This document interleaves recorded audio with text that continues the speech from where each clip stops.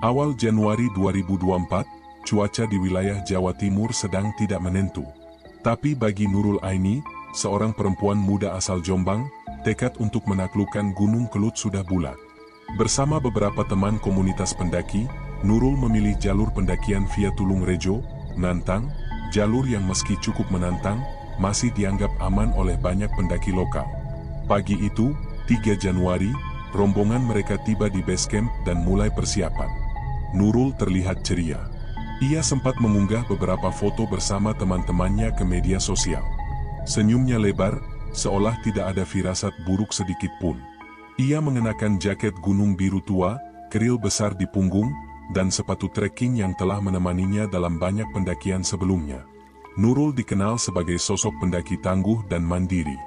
Beberapa kali ia bahkan mendaki seorang diri, hal yang membuat sebagian teman dekatnya khawatir.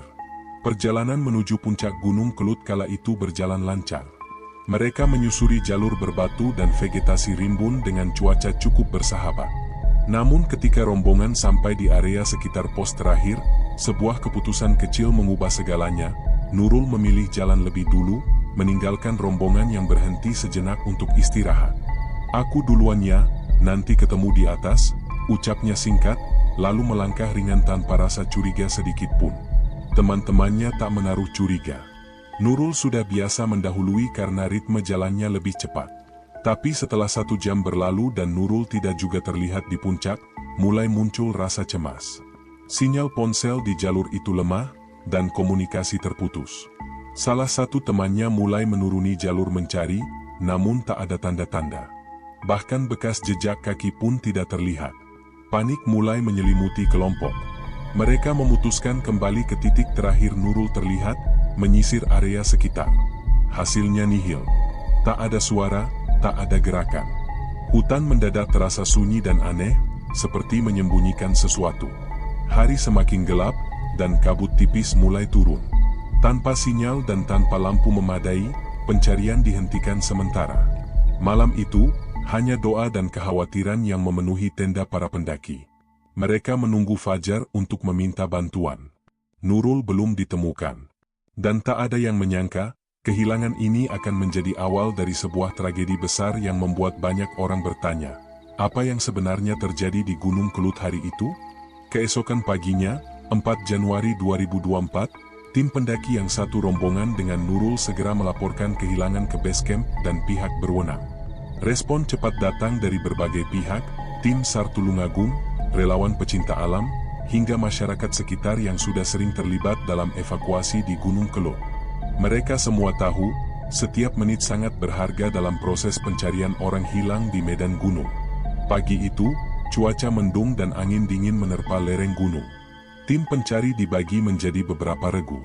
Fokus utama diarahkan pada area puncak, pos terakhir Nurul terlihat, hingga lereng-lereng yang berujung jurang.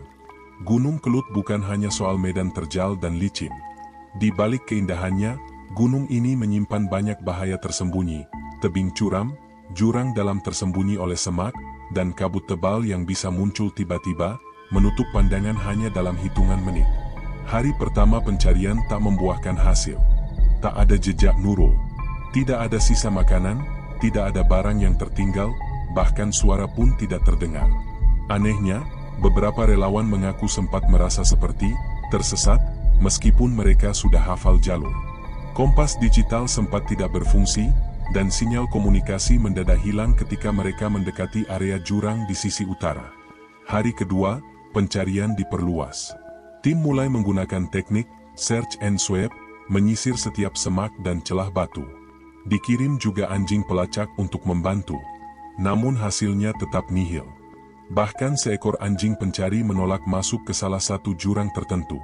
Ia hanya menggonggong terus-menerus ke arah semak lebat, seolah mengisyaratkan sesuatu, namun tak mau bergerak maju.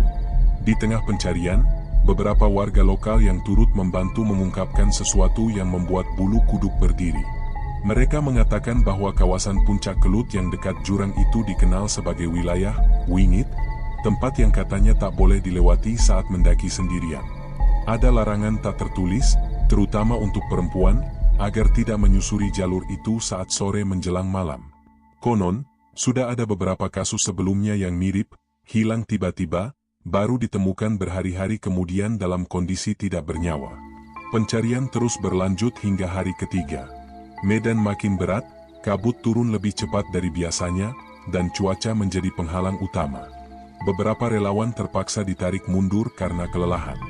Namun ada satu regu kecil yang bersikeras menyusuri sisi timur jalur puncak, menembus hutan kering dan tebing runcing. Mereka percaya Nurul tak mungkin berjalan jauh jika hanya tersesat. Saat itu, tak ada yang menyangka bahwa jasad Nurul sebenarnya sudah ada di dekat mereka, tersembunyi di balik semak berduri dan celah batu curam. Gunung seolah menelan Nurul, menyembunyikannya dari semua mata, seolah ada sesuatu yang tak ingin ia ditemukan dengan mudah. Dan ketika hari keempat tiba, misteri yang mencekam mulai terkuak. Tanggal 7 Januari 2024. Hari keempat sejak Nurul dinyatakan hilang di Gunung Kelut. Pagi itu, suasana di base camp lebih tegang dari biasanya. Tim SAR gabungan dan para relawan mulai kehilangan harapan. Beberapa sudah berpikir kemungkinan terburuk. Tapi tak ada yang menyangka apa yang akan mereka temukan hari itu justru jauh lebih mengerikan dari dugaan siapapun. Sekitar pukul 10 pagi, satu tim kecil yang terdiri dari relawan dan pemandu lokal memutuskan menelusuri kembali area jurang dalam di sisi timur puncak, area yang sebelumnya sulit diakses karena medan ekstrim. Jalurnya berupa tebing batu, semak duri, dan jalan sempit yang hanya bisa dilalui satu orang. Mereka menggunakan tali pengaman untuk menuruni jalur itu, dibantu alat panjat dan helm pelindung. Tak berselang lama, salah satu relawan yang menuruni tebing curam mendadak berteriak. Suaranya serak dan panik, menyebut ada sesuatu di bawah batu besar, di balik semak kering. Beberapa orang segera turun menyusul. Dan di sanalah, untuk pertama kalinya setelah 4 hari pencarian tanpa hasil, jasad Nurul ditemukan. Kondisinya sangat mengenaskan. Tubuhnya terbaring di sela-sela bebatuan tajam, tertutup sebagian semak berduri dan tanah gembur. Namun bukan itu yang membuat para pencari terdiam ketakutan, melainkan keadaan jasadnya yang sudah tidak utuh lagi. Kepala dan sebagian tangan mengalami kerusakan parah. Wajahnya sulit dikenali. Beberapa bagian tubuh sudah mulai membusuk dan ada luka terbuka yang tak wajar. Seorang relawan muntah di tempat. Yang lain hanya bisa diam dengan mata berkaca-kaca. Evakuasi dimulai secepat mungkin. Prosesnya tidak mudah. Medan curam dan lokasi sempit membuat pengangkatan jenazah memakan waktu hampir 2 jam. Jasad Nurul dimasukkan ke dalam kantong jenazah, lalu ditandu keluar melalui jalur yang sama, dengan bantuan belasan orang secara bergantian. Suasana hening sepanjang perjalanan turun. Tak ada yang berani banyak bicara. Bahkan radio komunikasi sempat mati mendadak selama proses evakuasi. Sesampainya di base camp, jasad Nurul langsung dibawa ke RS Bayangkara untuk proses identifikasi lebih lanjut. Keluarganya, yang sejak awal berada di lokasi pencarian, langsung jatuh pingsan saat melihat kondisi terakhir putri mereka. Isak tangis pecah. Seorang ibu kehilangan anaknya. Tapi yang membuat semua orang bertanya, apa yang sebenarnya menimpa Nurul di jurang Gunung Kelut itu? Secara medis, tim forensik menyatakan kemungkinan luka-luka berasal dari benturan batu, mungkin akibat jatuh dari ketinggian. Namun beberapa relawan dan warga sekitar tidak sepenuhnya percaya. Waktu 4 hari dianggap terlalu singkat untuk membuat jasad rusak sejang itu, kecuali ada unsur lain, baik binatang buas, atau sesuatu yang tidak bisa dijelaskan oleh logika manusia. Apa benar Nurul hanya jatuh? Atau ada hal lain yang lebih kelam yang terjadi di balik tebing sepi itu? Pasca penemuan jasad Nurul, suasana Gunung Kelut berubah. Para relawan yang semula bergerak dengan semangat kini menjadi lebih pendiam, seolah ada sesuatu yang tidak ingin mereka ceritakan secara terbuka. Evakuasi memang telah selesai, namun bayangan peristiwa itu masih menyelimuti pikiran mereka. Bukan hanya karena kondisi jasad Nurul yang tak utuh, tapi juga karena pengalaman-pengalaman aneh yang mereka alami selama pencarian. Salah satu relawan, sebut saja Dika, mengaku mendengar suara perempuan menangis saat malam kedua pencarian. Lokasinya tak jauh dari jurang tempat jasad Nurul ditemukan. Awalnya ia mengira itu suara dari tim lain, namun saat dicek, tak ada siapapun. Bahkan sinyal radio mereka tiba-tiba hilang begitu saja. Dika mencoba mengabaikan, tapi suara tangisan itu kembali terdengar saat ia tertidur di dalam tenda. Tangisan lirih, panjang, seperti suara seseorang yang tersesat, atau memohon pertolongan. Tak hanya Dika, beberapa anggota tim lain merasakan hal serupa. Salah satu dari mereka, seorang pendaki senior, tiba-tiba jatuh sakit tanpa sebab saat hendak turun ke jurang. Tubuhnya lemas, pandangannya kosong, dan ia terus menggumam, "Jangan ke sana, jangan ganggu dia." Warga sekitar pun mulai angkat bicara. Menurut seorang sesepuh desa Tulung Rejo, kawasan jurang itu dikenal sebagai tempat wingit, tempat di mana makhluk halus sering menunjukkan diri. Konon, di masa lalu, ada seorang perempuan muda yang hilang di lokasi yang sama. Tubuhnya ditemukan seminggu kemudian, membusuk di tempat yang hampir persis seperti lokasi jasad Nurul. Kasus itu tidak pernah terungkap penyebabnya, namun sejak saat itu, warga memberi peringatan tak tertulis pada pendaki, jangan pernah mendaki sendirian, apalagi perempuan. Teman-teman Nurul yang sempat mendaki bersamanya pun mulai mengingat hal-hal yang sebelumnya terasa biasa saja, tapi kini terasa aneh. 2 hari sebelum pendakian, Nurul sempat bercerita tentang mimpi buruk. Dalam mimpinya, ia melihat sebuah hutan lebat dan jurang yang dalam, dengan sosok perempuan tua berpakaian hitam berdiri di tepi tebing, menatapnya tajam tanpa berkata apapun. Nurul tertawa saat menceritakannya, menganggapnya hanya mimpi, namun siapa sangka, mimpi itu ternyata menggambarkan tempat kematiannya dengan sangat mirip. Salah satu rekan Nurul bahkan berkata bahwa saat Nurul berpamitan untuk jalan lebih dulu, ada hembusan angin dingin yang tiba-tiba menerpa, padahal saat itu cuaca cukup tenang. Rasanya seperti ditarik angin, hening banget. Dan setelah itu Nurul hilang begitu saja, katanya.